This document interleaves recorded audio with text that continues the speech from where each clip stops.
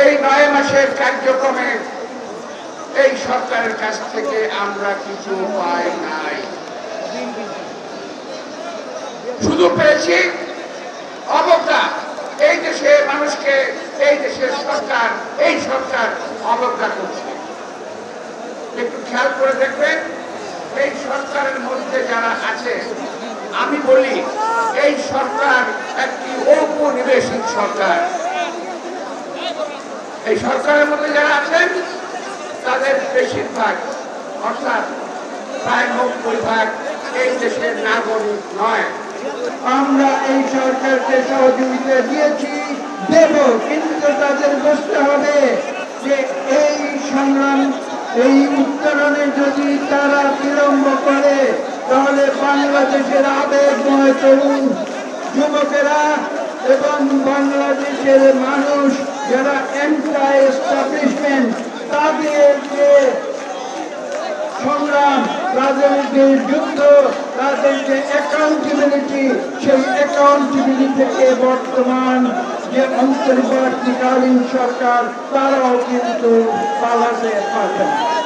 বাংলাদেশে যে বর্তমান রাজনৈতিক প্রেক্ষাপট, এর বিষয়ে আমাদের এই তরুণ সমাজকে তাদেরকে সাবধান হয়ে অগ্রসর হয়ে যথাযথ ভূমিকা রাখার জন্য এই দিনে আমরা তরুণ সমাজের কাছে আবেদন জানাই।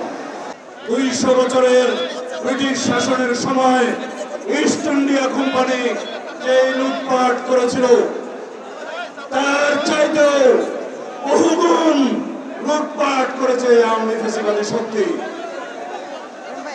তারা বিগত 15-16 বছরে প্রতি বছর 2 লক্ষ কোটি টাকা করে মোট প্রায় 30 লক্ষ কোটি টাকা এদেশের জনগণের সম্পদ বিদেশে পাচার করেছে।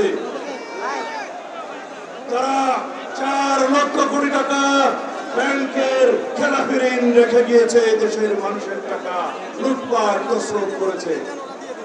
মেগা প্রকল্পের নামে 2,80,000 কোটি টাকা মেগা দুর্নীতি করেছে এই ফ্যাসিস্ট হাসিনা।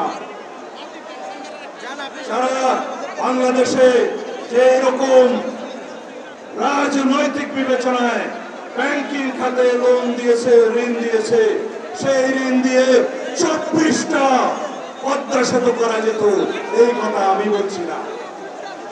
এই সমস্ত তথ্য দেবপ্রিয় ভট্টাচার্যের নেতৃত্বে গঠিত শ্বেতপত্র কমিটির রিপোর্টে প্রদান করা হয়েছে।